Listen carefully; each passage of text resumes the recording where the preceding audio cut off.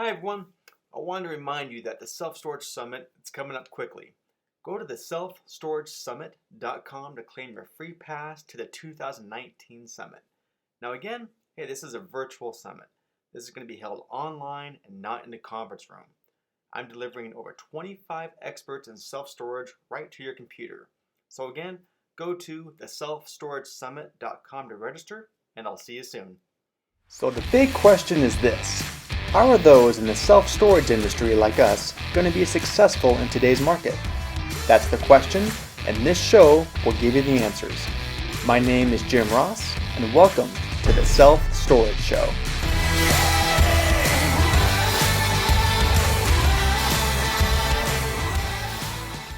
Hey everyone, this is Jim Ross, the Self-Storage Show. On today's episode, I got Cody Reynolds with me. How's it going, Cody? Very well. Good to be here, Jim. Thank you so much. Good. It's nice to meet you.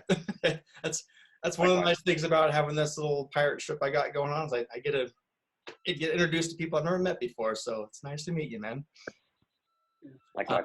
Let's jump in. I mean, guys, first off, kind of just tell us a little about yourself and what you do and how you got in the storage business and all that kind of fun jazz. Sure. Thank you. So I've been in self-storage for 14, 15 years. Started off at the bottom as an assistant manager and just never thought I'd be at the place where I'm at now, looking back. So I think that I've been very blessed and privileged because I've been exposed to such great mentorship over the years. And so, after a while, it just kind of exudes you and self-storage just kind of grows on you. And so I've actually made a career path out of it. And so I have a strong passion on the coaching, training, and mentoring side, specifically dealing with supporting site staff. So that's great. So again, kind of walk me through a little bit then. So you started as an assistant manager 14, 15 years ago. Then what? Well, it's been a dance. So, I think that you learn from the good and the bad. Yeah. And when I first got in, it was right when Public merged with SureGuard. SureGuard, yep. And there was just a massive hiring taking place. And so that was kind of my foot in. I cut my teeth with a gentleman in downtown Dallas that trained a lot of the district managers that came in and out. So I was very, very blessed to have a good foundation. I was wet behind the ears. I think we got into it quite a bit. I was young and dumb, but I stuck with it. And so a lot of my upward growth has been through just having those mentorship type opportunities and relationships that I've built along the way where people have helped me up. And so I find it a tremendous responsibility for me to kind of pay it forward. And so that's kind of my vision and my mission now in my current role. So. Yeah, it's great. So what is, if you had to define it, what is your kind of current role right now? What are you doing right now? I am the regional director of operations for a company called the Sterling Group. We actually specialize in multifamily housing, income producing properties, and we also have a self-storage division. And so I help spearhead all the recruiting for the new development and new markets that we're entering. Gotcha. So not only do I oversee the recruiting, but the challenge of, that follow through onboard training process as we ramp up in lease up mode. So I help with all the lease up projects as we enter Nashville, Kentucky, and North Carolina, Indiana over the next couple of years. So, yeah. Oh, congrats. You guys are growing. That's awesome. Yes, sir. Yeah, so with that kind of growth and all that, that's kind of what I wanted to talk about on this session here with you today was, kind of with that growth, you're nothing without your staff. You got to really, support your staff and help them grow as well along with the company. So I wanted to have you kind of talk a little bit about that. Yeah, sure. So I completely agree with you.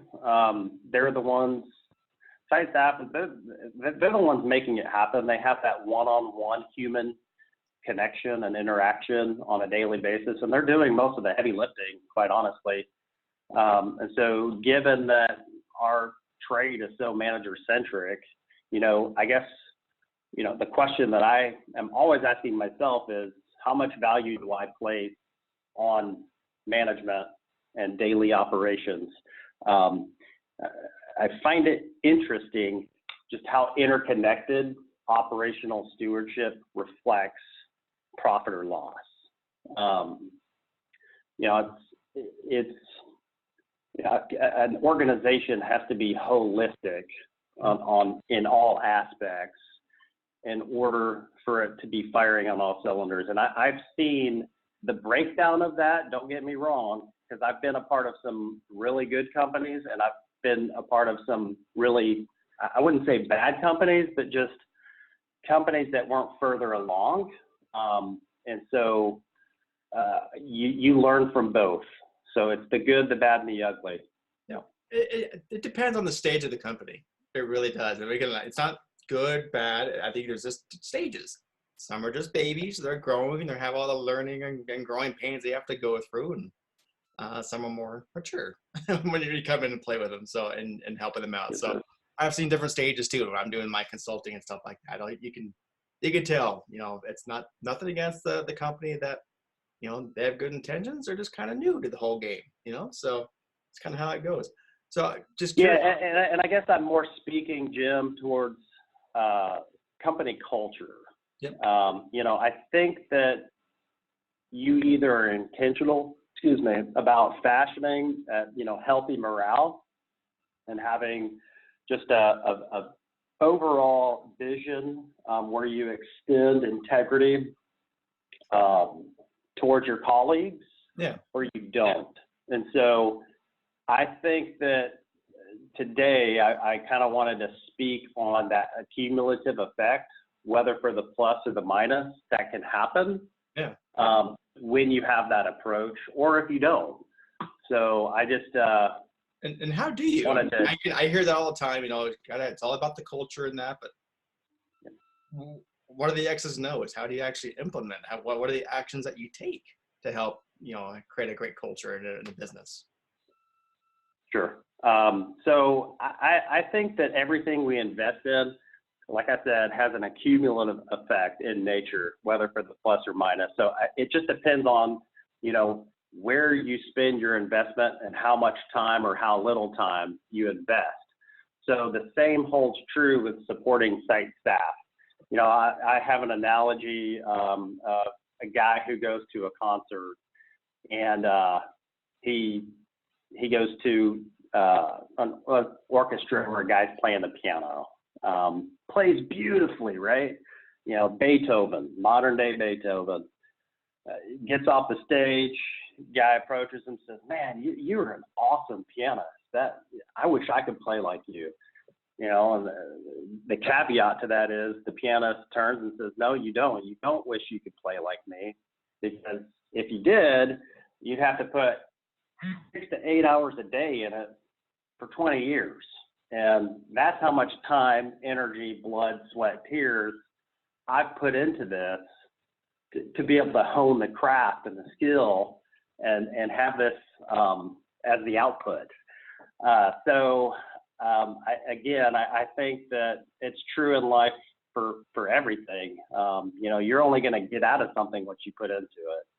So again, just to kind of circle back to my rambling point, the same I think holds true to how we invest in our site staff. So I guess again, a question I'm always asking myself is, how can we strengthen operations in such a capacity where the main drive is by supporting site staff? Yeah. I think that's opening up a can of worms.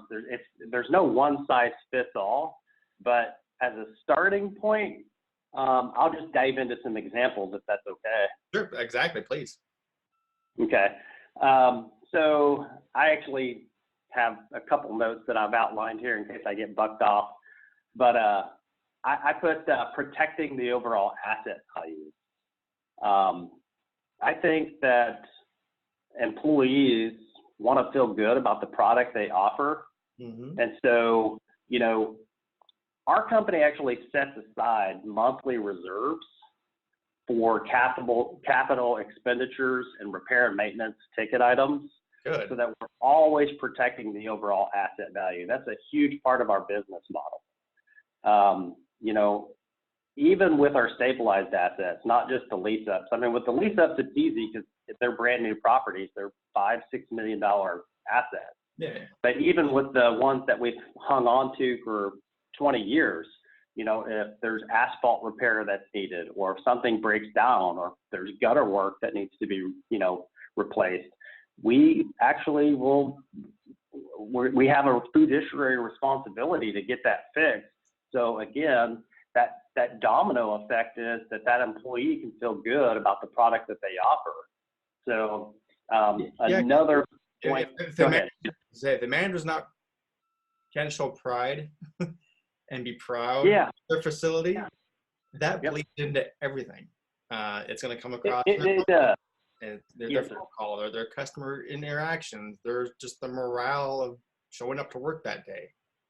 It's good. Well, and even when you talk about the culture that we are in with self-storage, with rent increases, I mean, whether we like it or not, that's just, it's common day practice. And so I think when those letters go out and you have rebuttals from, you know, clientele that say, hey, what the heck, I got a rent increase letter, you know, there's all the more confidence that the manager is going to have a solid rebuttal and say, hey, you know, I'm sorry that you got a slight bump. I will say, you know, based on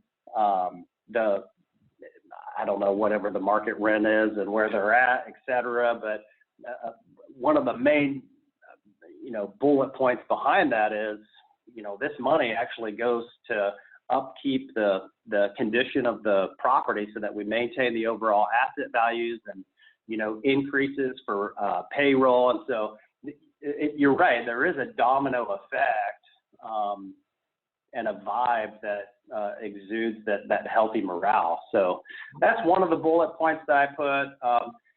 You know, I really probably should have launched out with this as a bullet point, but, you know, payroll, you know, how much are you paying site staff? You know, if you're an owner and you're listening, or if you are, you know, if you are in control of HR and how much your site staff gets paid and budgeting practices, maybe at the beginning of the year, you budget, you know, a little more either on the salary front or sweeten the bonus structure. I can't tell you, I mean, I'm being authentic here. I've taken some jobs that, you know, quite frankly, I was financially unfocused and I was always kind of looking for that next, you know, better thing. Sure. And I know that there's seasonality in life, don't get me wrong. And that's not what I'm talking about. I'm talking about, you know, investing in site staff in such a way that you attract and retain top talent. Because I think that, you know, it costs more money to recruit and onboard new employees. And if you're churning through people constantly, I think that it can be counterproductive. So I had this, I mean, just to give you a quick example, I was just doing a consult with a guy here in Utah. That's where I'm from, is here in Utah. And that was his number one complaint. I flat asked him, like, well, what can I do to help you? And his first thing he said was retention. I'm like, all right, well, how much do you pay?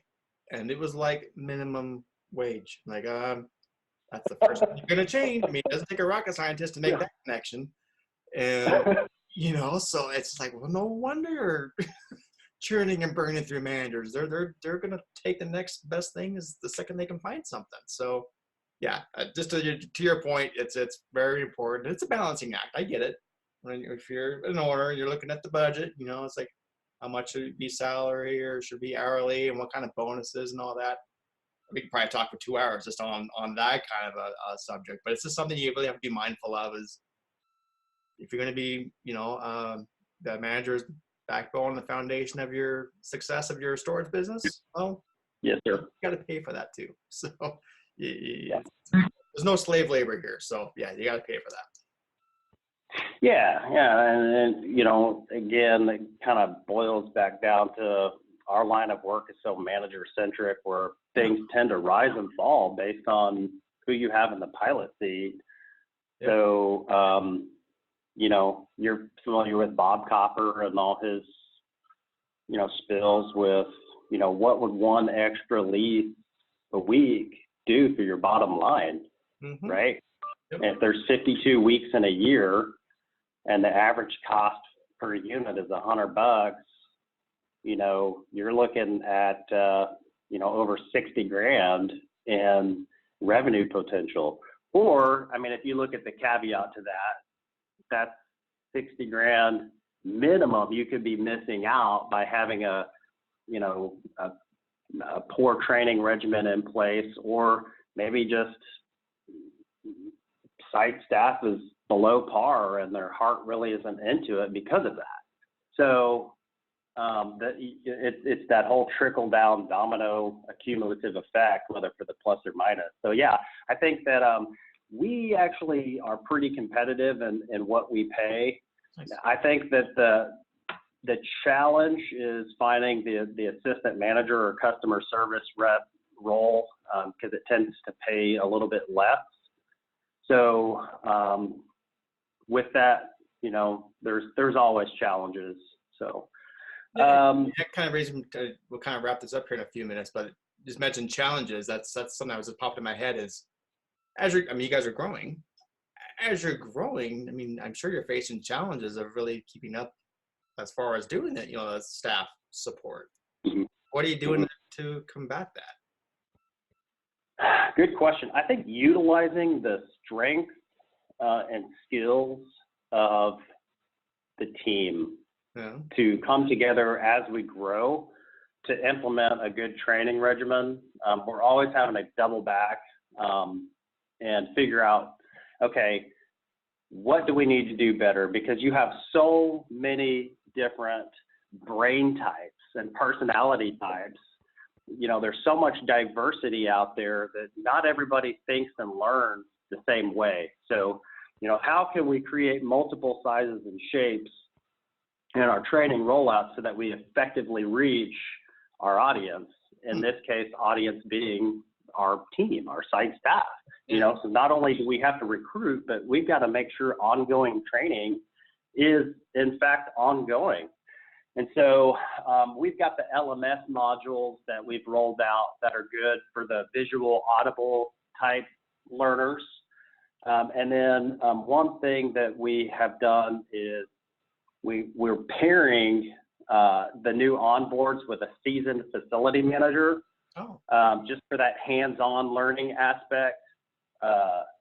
So, typically, we always wish it could be more, but I think that is the bulk of it. But then once they end up at an actual site after they're paired with a new manager, you've got the type A brain types that just need specific instructions. And so just, always being on the up and up with new policies and procedures where you develop SOPs.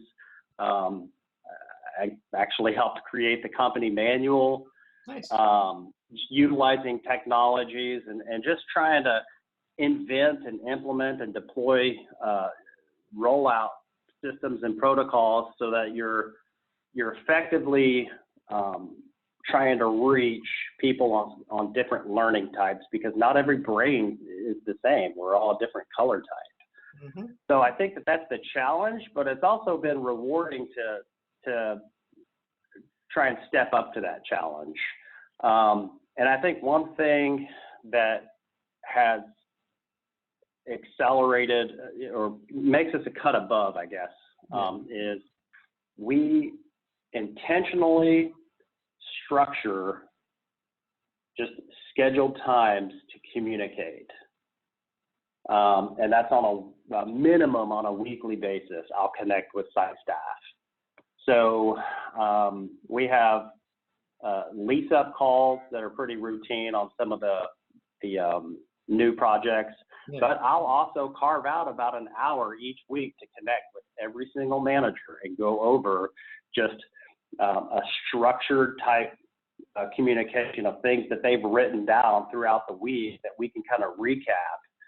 And I think through having that communication, it's helped overcome a lot of barriers.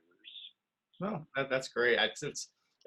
I've been doing this for the last couple of months. I've never even mentioned it online or anything like that. But again, you have staff, you have, a portfolio of sites.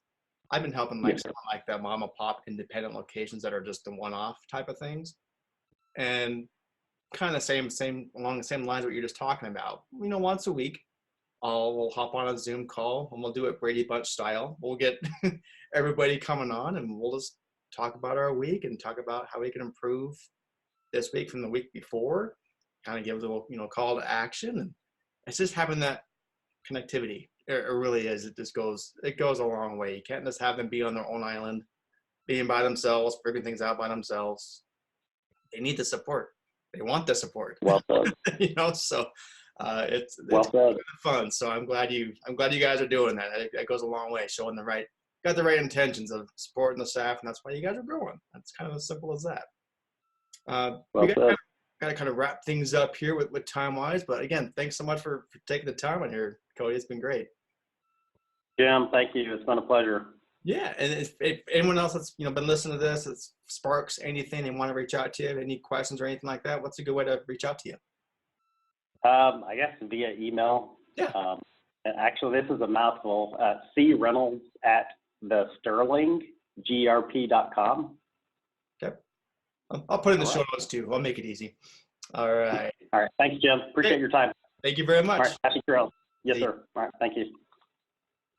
Thanks for supporting the show. I want to let you know that we've just opened up our brand new free private Facebook group. There I'll be having some extra special content not found anywhere else.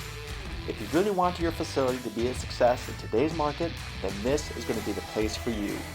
You can request to join us at selfstoragecommunity.com or search for Self Storage Domination Community on Facebook.